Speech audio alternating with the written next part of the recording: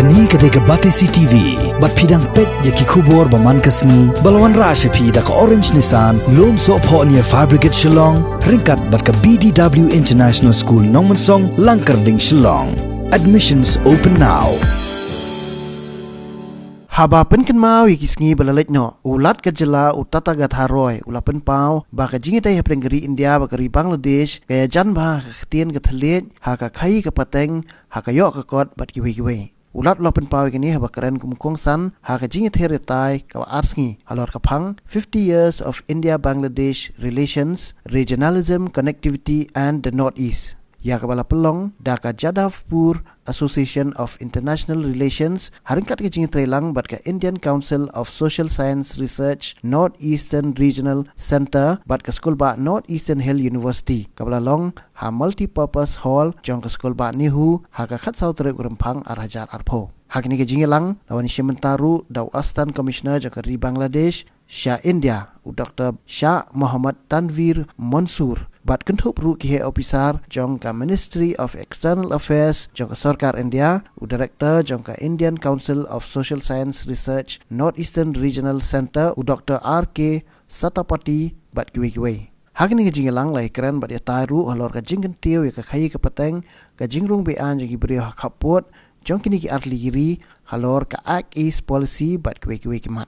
First thing we must realize that Bangladesh, no matter what had happened way back 75 years back, Bangladesh is a sovereign country today. It is a different country. They may say particularly I am saying this for the Bengali speaking Indians. We speak Bengali, they speak Bengali, but we are not the same country. We are different countries. We are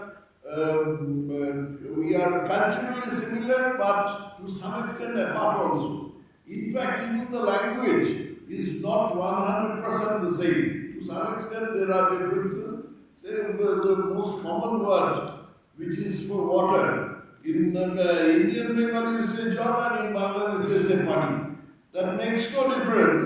But I am mentioning this only to illustrate that the two countries have progressed on parallel paths, and they have not really diverged to a very great extent, but they have remained separate.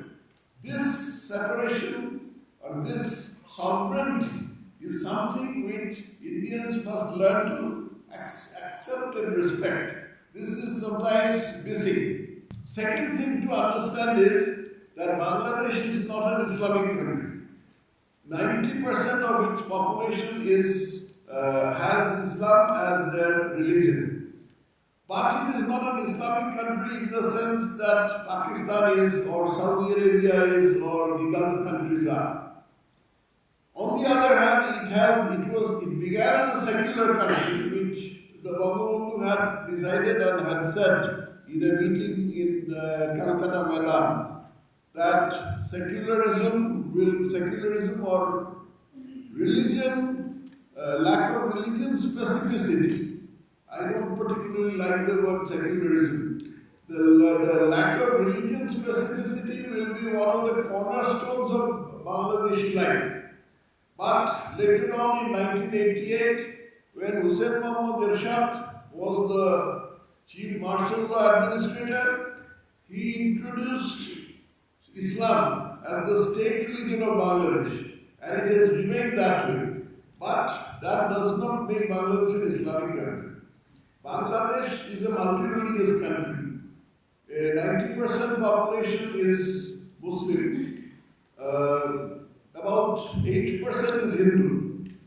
This used to be much more. Around the time of partition, about 29% were Hindu. But the Hindus have come away to India. I am one of the examples. My parents, that is. They are some of the examples. And together with them, a small number of Buddhists and Christians, they also have come away.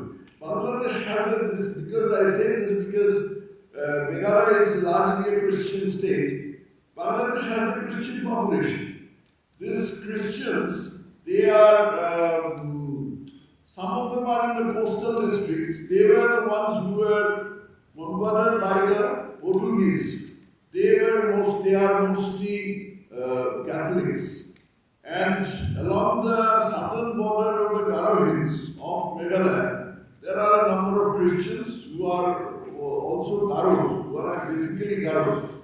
And they are plains Garos actually, and they are mostly of Baptist persuasion.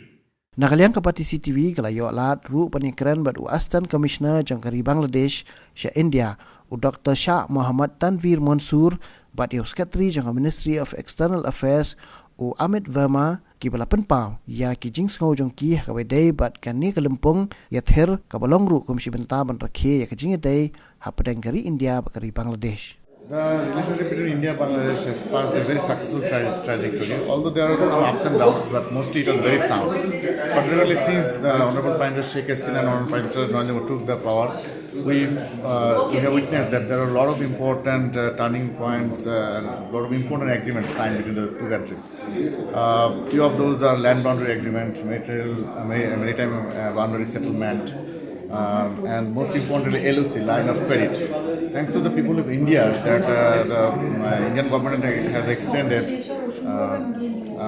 approximately $10 billion line of credit to Bangladesh, by which various connectivity projects will also be implemented. And also there will be some power plant, there will be medical colleges, there will be some construction machinery, road transportation equipments will be purchased by this line of credit. So I am thankful to the people of India and the government of India for extending such cooperation to Bangladesh. And definitely, in this auspicious moment, I must have to remember those Indian soldiers who made the supreme sacrifice for the independence of Bangladesh. And still we see that the people of India has a special corner in their heart for the development of Bangladesh. And again, I would like to say that the research output which we will find through this seminar should be seriously considered by the bureaucrats and the diplomats, because relationship is always a sensitive matter. So on the basis of authentic and objective statistical data, we should take the decision, particularly in the case of trade and economics. Step by step, but as long as I have learned that so far as I know that there are railway lines to be implemented within few years between Shahbazpur and Parvatipur, and also there will be railway line Dhubri to Rangpur. So these areas under the plan. So with Meghalaya, still I don't know that type of information. That can be proposed maybe. Well, once it will establish with Assam and Bangladesh, then next stage plan can be taken with Meghalaya also. So far as I know that some few borders, maybe 4, will soon be established with different border area between Meghalaya and Bangladesh and Assam and Bangladesh. It was a very fruitful event.